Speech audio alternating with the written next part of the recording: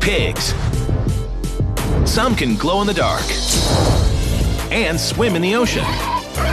But you won't believe what they do better than a preschooler. Eventually, pigs will rule the world. Plus, wolves. They're over 20% brainier than dogs. And they can change the shape of rivers with their teeth. But you're about to find out how they're less lethal to humans than tap water. I don't want to say stop drinking tap water, but it could kill you. And crows. They're as smart as dolphins and can talk like parrots. Hi. But when it comes to hunting down terrorists, they may be as effective as SEAL Team 6. They're not just paying attention to a few dangerous people, but they've got a whole network of people.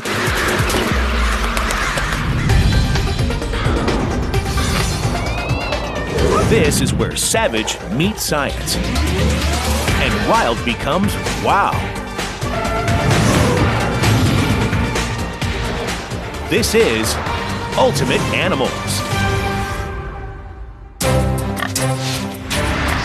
They can detect smells buried 2 stories underground.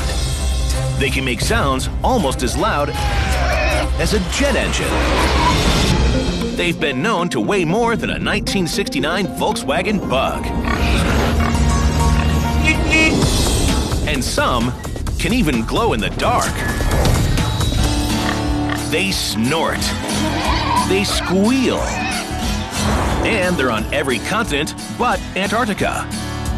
They're pigs.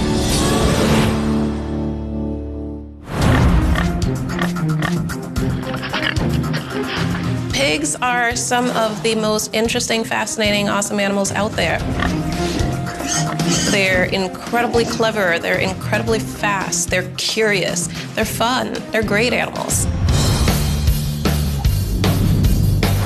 But a lot of people don't see swine for the amazing animals that they are. So we're about to put pigs through a series of challenges. Mini aptitude tests designed to flip how we feel about our porcine pals. It's only fitting that the battle should begin with the biggest of all pigs' foes. It's pig versus perception. The public's pretty incorrect in most of its perceptions about pigs. They think of pigs as dirty. They think of pigs as, sloppy, but pigs actually, in fact, are quite clean animals. Newborn piglets will leave their nest to relieve themselves elsewhere when they're only a few hours old. No diapers required. But if pigs are really so clean, then how do you explain this?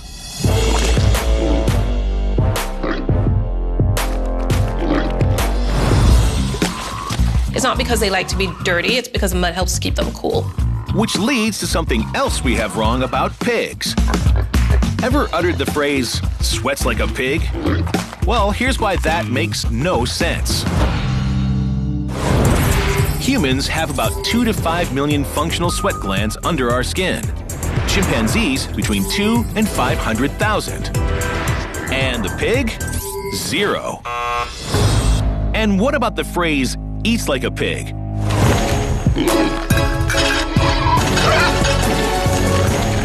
That one might be okay. For round 2 of our piggy reprogramming, we're bringing in man's best friend. It's pig versus dog. More specifically, the dog's nose. For years, dogs have been used to sniff out everything from drugs to bombs and even people. But theirs is not the only nose in town.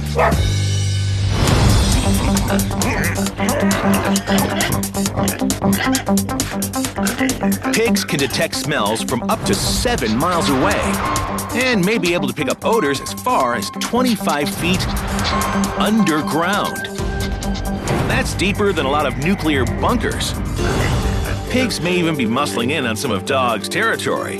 They're being trained to detect landmines, to detect explosives. They have a really amazing sensory apparatus. So whose nose really knows better? One of the ways scientists measure an animal's ability to smell is by counting the number of genes in its DNA related to smell. For example, humans have 387 active olfactory genes. Our sense of smell is just okay. But dogs have more than twice that, with 811. As for pigs, they have a remarkable 1,113 active genes related to smell. And just how good is that? We had pigs that we trained to find a particular odor out of an array of 10 others. And we had pigs that could discriminate between mint, peppermint, and spearmint. Once they learned which odor they were trained to detect, they were 100% accurate every single time. So the winner of round 2? I tell you what, pigs or dogs? Pigs or dogs? I'm picking a pig. For round 3, we're changing the way you think about pigs by taking a look at how they think about everything. It's a test of mental prowess. Pigs versus kids. According to some studies, pigs are the 4th smartest creatures in the animal kingdom, ranking only behind dolphins, chimps, and elephants. But how do they stack up against humans?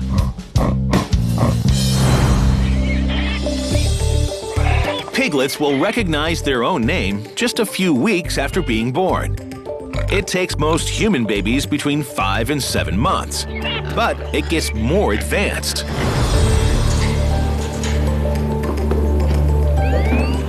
One of the things that I had to do for my PhD research was to teach pigs how to use computer tasks. Watch the screen. So in fact, we put pigs on a computer task that at that point in time was used to train non-human primates, rhesus monkeys, chimpanzees, and so on. Good. Just to see if they can even get the concept of operating a joystick that moved a cursor on a screen. You watching the screen? And shock and awe, on that computer task, the pigs actually learned and performed at a rate that was comparable to monkeys.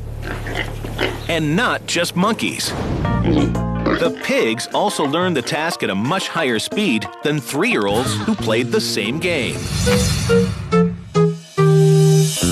But for undeniable proof that pigs are smarter than kids, we trained our pigs to put all their toys back into tubs when they were done. So watching pigs walk around a room, picking up basically dog toys and nicely carrying them back to their little tubs is highly entertaining to watch too.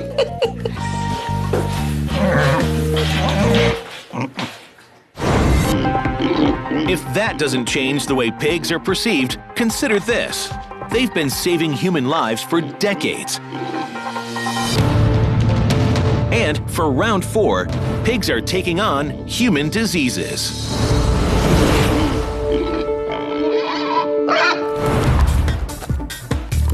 According to some research, many of the pigs' organ systems are 80 to 90% similar to our own. For years, doctors have researched using genetically modified pig hearts on humans in need of transplants.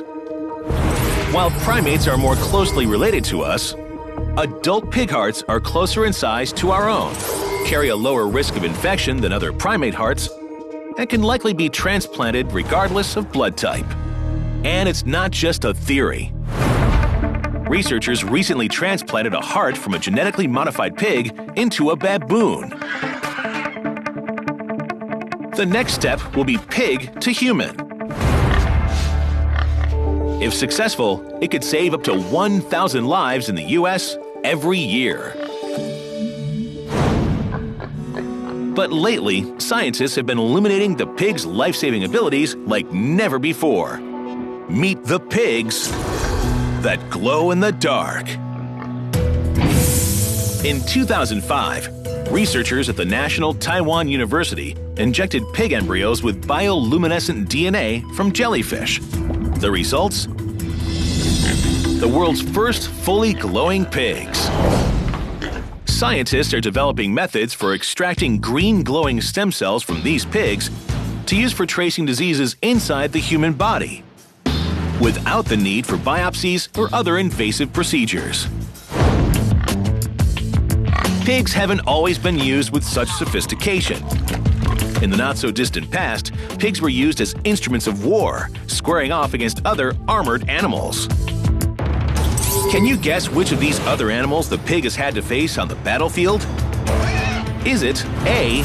tigers, B. elephants, or C. lions?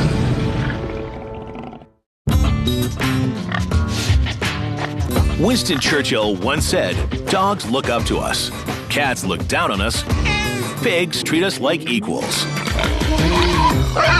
To return the favor, we're putting the pig through a series of challenges designed to change how we think about these amazing animals. But first, we asked you which of these animals the pig has had to face off against on the battlefield. Is it A. tigers, B. elephants, or C. lions? The answer? It's the biggest of the big, the elephant. As early as 267 BC, the Romans deployed war pigs against the elephants of opposing forces. The loud squealing of the pigs would terrify the elephants and send them trampling back over their own troops. Pigs 1, elephants 0. But how loud do you have to be to scare off a horde of battle-hardened pachyderms? It's pig versus a jet engine. At an ear-splitting 130 decibels, a pig's squeal is 4 times louder than a chainsaw. Pigs are definitely among the loudest animals on the planet. It's pretty amazing and literally ear-rending. Pigs can squeal to the point where, yeah, you really can lose your hearing. If you're in a barn full of pigs and they're all squealing at the same time, what you may often hear, especially around feeding time, is a lot of vocalization. And it's really important that people wear hearing protection. But how does the pig squeal stack up against the sound of a jet engine? Put them both on a runway, and the engine will only drown out the pig by 10 decibels. To put that in perspective, that 10 decibel difference is only as loud as a pin dropping. So technically, jet engine wins this battle. But just wait until pigs learn to fly. The largest pig ever recorded was named Big Bill. He was 5 feet tall, 9 feet long, and weighed a scale-tipping 2,552 pounds. That's 700 pounds heavier than a 1969 Volkswagen Bug. Bill's size was definitely the exception, much to the relief of pig moms everywhere. Especially since pigs are the most prolific large mammals on Earth, with the average litter size equaling about 12 piglets. The biggest litter on record was 37 piglets. That's more than 3 defensive lines. In Iowa, pigs outnumber people 7-1. With roughly 1 billion pigs on Earth, it only makes sense that they should face off against each other. So to really change how you feel about swine, it's time to go back to the beginning. It's pig versus pig, the ultimate sibling rivalry.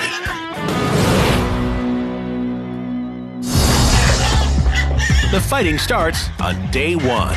Pigs establish hierarchies very, very early on in life, and what's really cool and interesting about them that many people might not know is when they come out, piglets actually pick a teat and keep it and defend it virtually for their entire time that they're with their moms.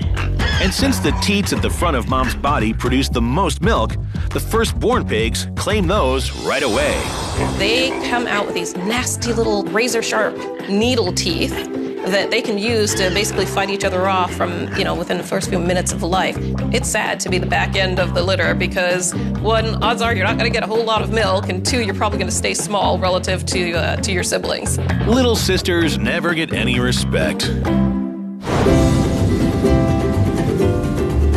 If all of these challenges haven't changed the way you think about pigs, maybe it's time to take a trip to Pig Island in the Bahamas.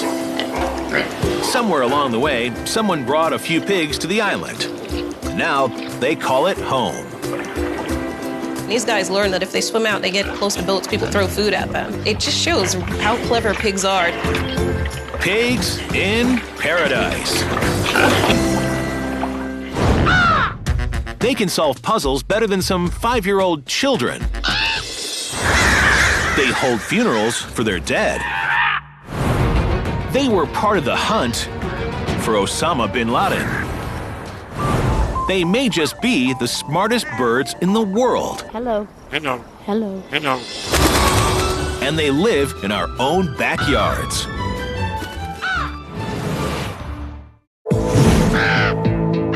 They've been known to eat humans. They never forget a face. And they've been trained to go to war. They're ravens and crows. But don't be scared. Crows also like to play like puppies. And they're as brainy as apes. Forget the parrot. Say hello. Crows and ravens might just be the smartest birds in the world. To back that statement up, we're examining all the ways in which crows and ravens transcend their scary rep by being so clever. And it all starts with this. Crows are smart enough to tell you off. I know, right? We're almost wrong. Your ears do not deceive. Hello. Hello. Hello. Crows and ravens really can speak. And while Edgar Allan Poe turned talking blackbirds into something scary, the reality? I love you. When you raise captive crows, occasionally they will mimic people's voice. And often they only talk to one person. They're actually paying attention and trying to communicate, usually with that specific individual. Pet crows are said to give their owners names in the form of specific sounds they only use around that person. I know, right? But in the wild, crows have their own unique way of communicating. And their language may be richer than anyone ever realized. We know that crows and ravens have an extremely varied vocabulary and a very rich vocabulary with some calls that have very specific meanings. Crows even seem to have their own accents and regional dialects. It was the great philosopher Groucho Marx who said, "I'd never forget a face, but in your case, I'll be glad to make an exception." Crows would probably appreciate that quote because, no joke, some of them are so smart, they never forget a face.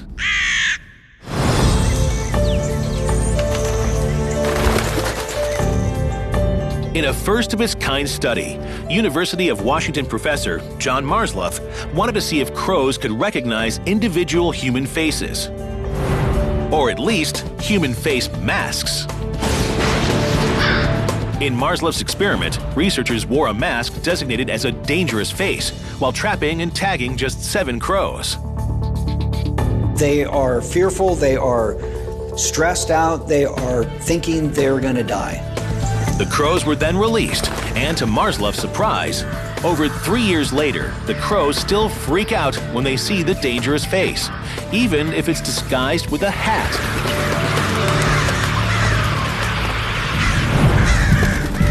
Even more incredible, though John only captured 7 birds in the original experiment, over 70% of the crows on campus now react anytime the mask is around.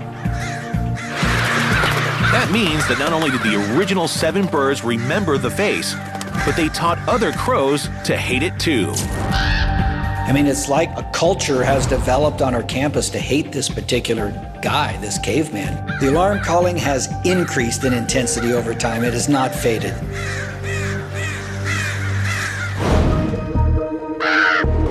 But if crows can single out one face in a school of 40,000 students, what else could they do with their power? That's what the Pentagon wanted to know when in the mid-2000s they looked into using crows to hunt down the most wanted man in history. Even they knew crows are smart enough to hunt Osama bin Laden. Never mind SEAL Team 6.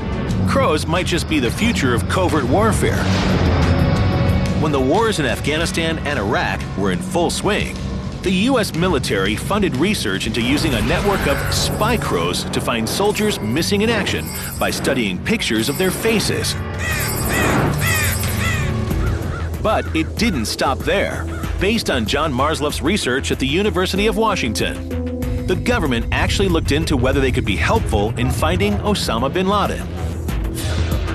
If they could train local crows to hate bin Laden's face, like the campus crows hated Marsloff's mask, the angry birds might be able to confirm his location. So did crows and ravens have a part in capturing bin Laden in 2011? That's top secret, and this time the crows aren't talking. For centuries, it was believed that true intelligent thought could only exist in mammalian brains. But in 2013, German neuroscientists discovered something strange in the crow's brain. Something that could lead to some incredible human advancements. Could what we know about the crow's brain help us A. Talk to aliens, B.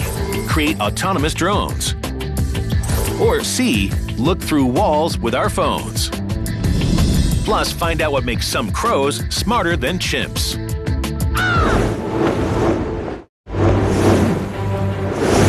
In 2013, neuroscientists in Germany wired electrodes to the brains of crows and monitored them while the birds solved a series of complex memory tests. What they found could lead to a pretty amazing human advancement.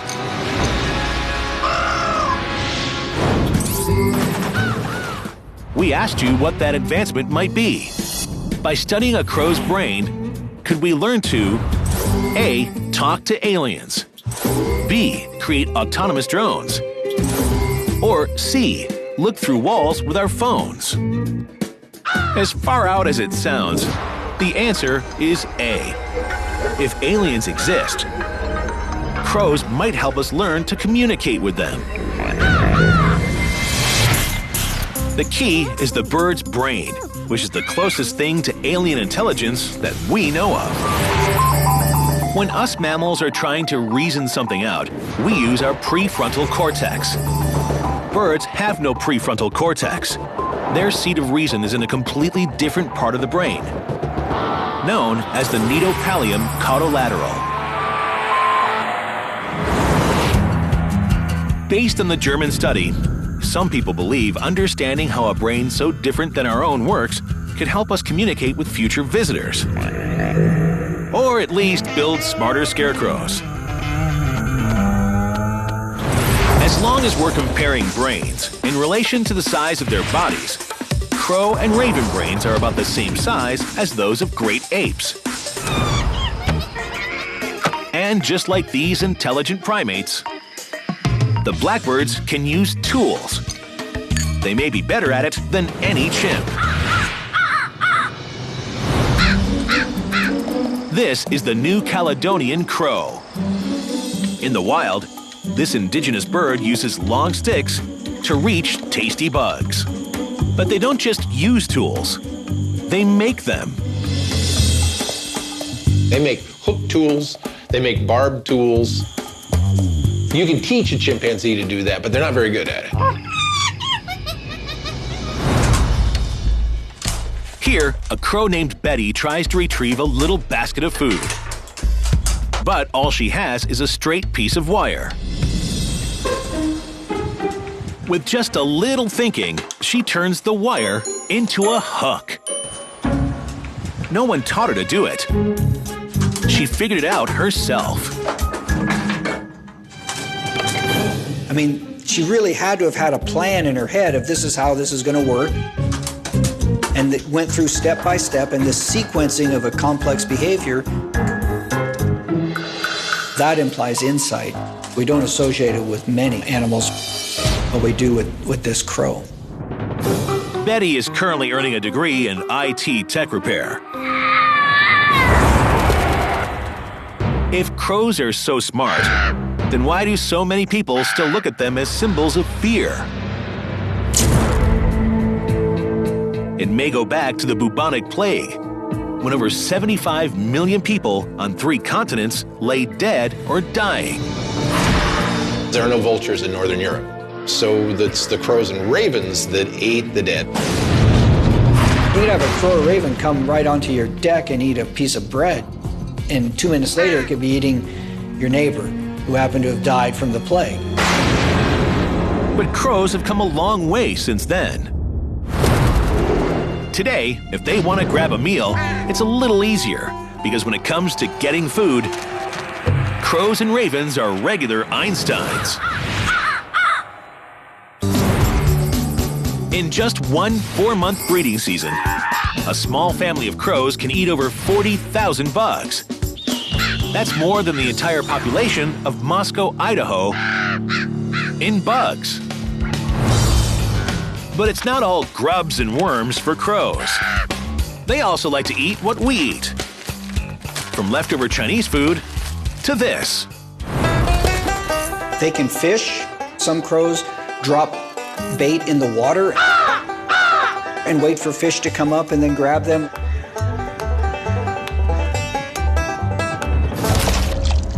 Bon appetit! A taste for the finer things in life isn't the only way crows are like us. After a hard day's work, they like to cut loose too.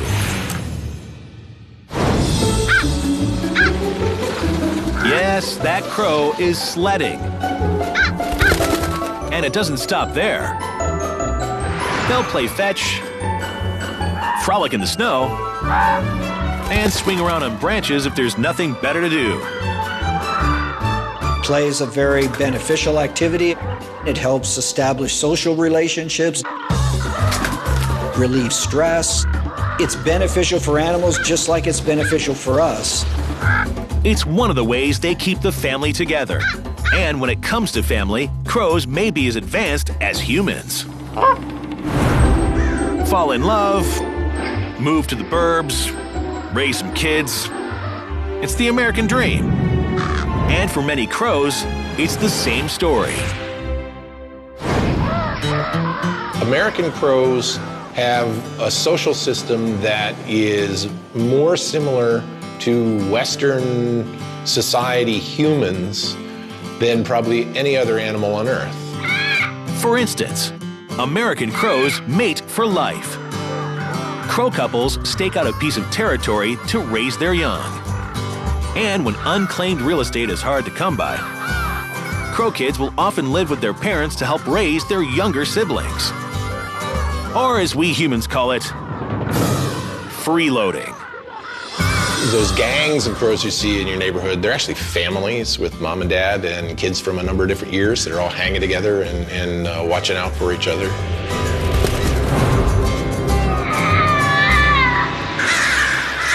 And they really come together when there's a death in the family.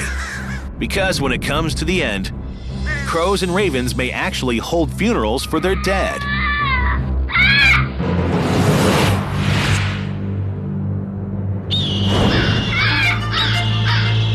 When they see a dead crow on the ground, they will swarm around that. It's a social gathering on a huge level. There could be 1,000 birds even that gather around some of these situations. And according to observers, it seems to be much more than just morbid curiosity. They've described the crows processing by the body, bringing sticks around the body, or just a gathering in the trees that is very noisy. And then the birds disperse silently.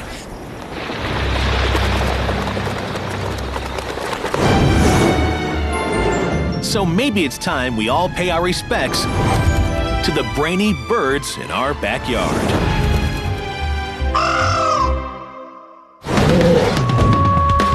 One pack can dominate a territory the size of Delaware.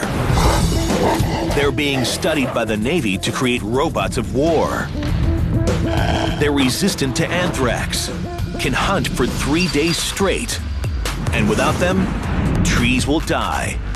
These are no puppies. They're wolves.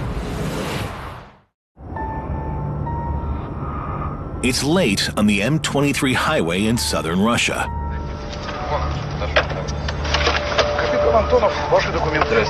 Traffic cops stop a man with a burnt-out headlight. The officer is prepared to let the driver go with a warning, but then he gets a warning of his own. Something is stirring in the shadows.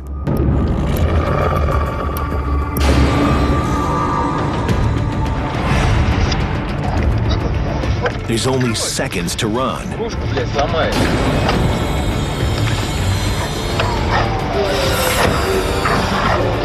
The wolves are coming.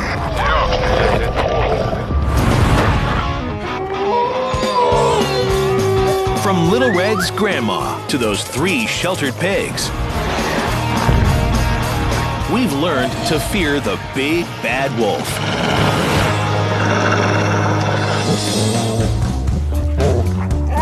But put away those silver bullets, because we're revealing 4 reasons to choose respect over revulsion when it comes to wolves.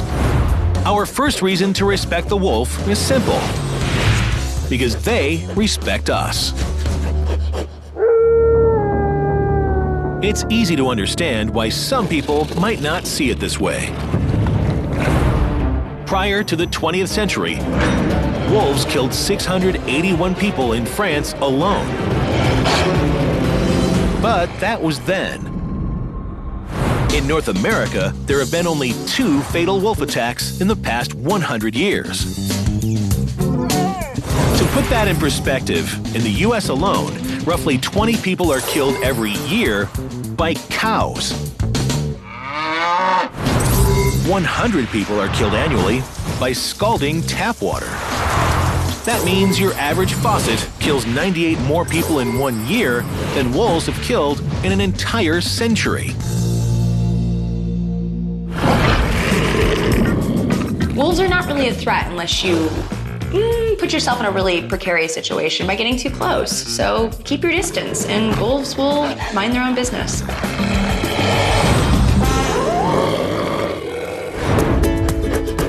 Whether it's the jumping Jack Russell or a bounding black lab, all domestic dogs come from gray wolves. Even now, there's only a 0.2% difference between the DNA of a domestic dog and a gray wolf. But it's a mistake to treat these predators like puppies. Because contrary to what some people believe, wolves deserve much more respect than that. To be fair, wolves may have started this misconception themselves. Wolves domesticated themselves to hang out with people so that they could get our garbage, our refuse, and our table scraps.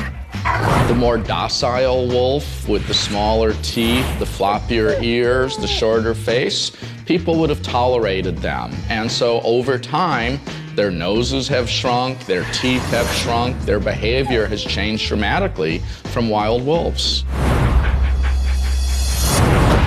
But wolves in the wild have remained very much the same. They're not docile, they're not domesticated, they're not dogs. They're bigger, over 2 times bigger than the beefiest German Shepherd. They're smarter. Wolves' brains are up to 30% larger, making them too clever to train. Some researchers believe domestic dogs only ever develop to the mental stage of a 10 to 30-day-old wolf puppy. So, because of their cunning and unpredictability, it's probably a good thing that it's illegal in all 50 states to own a pure wolf as a pet. I don't know if I'd want a 180-pound badass killer living in my living room. Then again, tap water could kill me. Okay, maybe I'll get a wolf for Christmas. In January of 2013, the Sakha Republic of Siberia declared a state of emergency. An unprecedented super pack of over 400 wolves invaded a small town of 1,300 people. That's almost 1 wolf for every 3 residents. In just 4 days, the super pack killed 30 horses. Some believe the wolves were driven together because of a decline in their usual prey. And a giant pack like this is extremely rare. But the truth is, even small packs are something to be respected. In Alaska, one small pack of just 10 wolves controlled a territory of about 2,500 square miles for years. That's bigger than Delaware.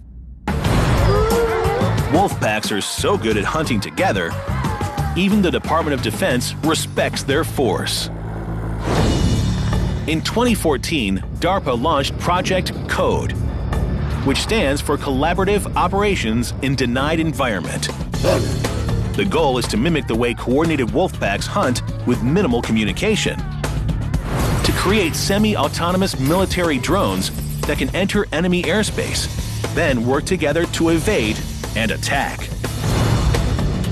By the time the plan is fully implemented in 2018, the total cost will be $54.3 million.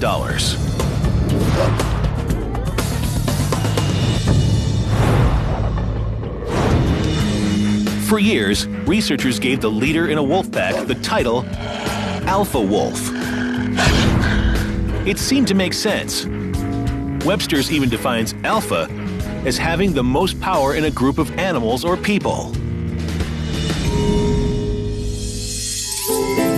But recently, there have been some changing thoughts about the term alpha wolf. Can you guess which of the following statements about alpha wolves is true? The alpha wolf is A, the most physically fit, B, the firstborn, or C, a lie. Plus, true or false, werewolves exist? In 1951, 135 French people were hospitalized and 6 people died after being attacked by werewolves. Either that, or they were suffering from violent mass hallucinations brought on by a rare fungus in rye bread called ergot that creates crazed delusions of turning into beasts. Some scholars now believe at least a few of our modern werewolf legends came from true tales of medieval peasants infected by this same fungus and having visions of turning into beasts. So maybe the only thing you really need to fear during a full moon is moldy bread. We asked you which of these statements about alpha wolves is true. Is the alpha wolf A, the most physically fit, B, the firstborn, or C, a lie? The truth is, according to more recent research, the term alpha wolf is C, a lie. There's no such thing. Not how we think about it anyway. So a lot of packs are essentially family groups. So what most people would call mom and dad, we're calling, the alpha wolf and his lady friend.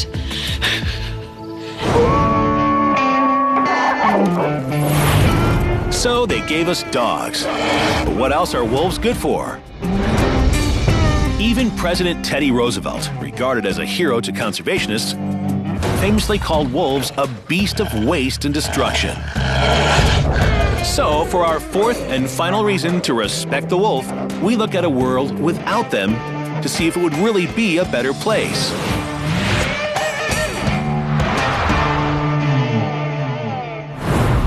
Yellowstone, the world's first national park. Nearly 35,000 square miles of pristine nature. With 67 different species of mammals, 322 different birds, and countless rare plants and trees, it is a true Eden on Earth. At least, it is today. Between 1914 and 1926, under pressure from cattle and livestock industries, Congress allowed the last of Yellowstone's 136 wolves to be hunted into extinction. And then, the unexpected happened. The land started changing. The trees began to disappear. A little over 2 decades after wolves, new tree growth drops to just 10% of what it was before their absence. 50 years after wolves, and those same trees are down to just 1%. Trees that once grew up to 98 feet tall now rarely reach a height beyond 2 feet. That's like turning the Sears Tower into a 4-story building. One of the major reasons the trees aren't growing?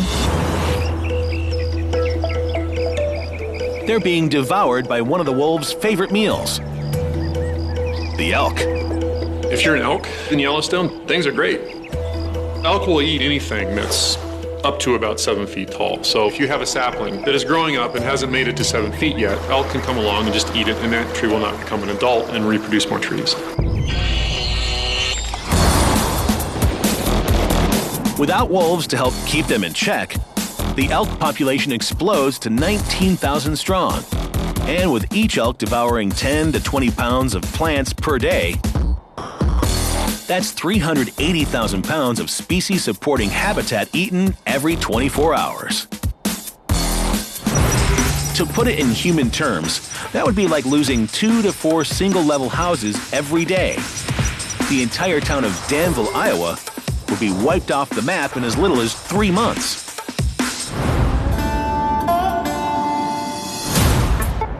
Riverbanks start to crumble without the roots of trees and plants to hold them together.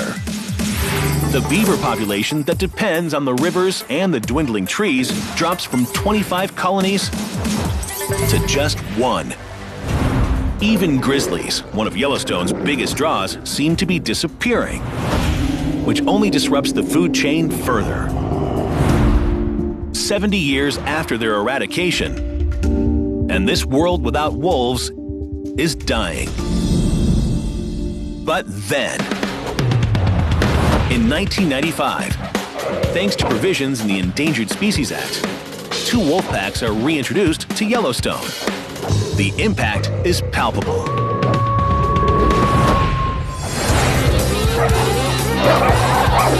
In just a little over 10 years, elk populations dropped 50.3% to a more sustainable 7,000 heads.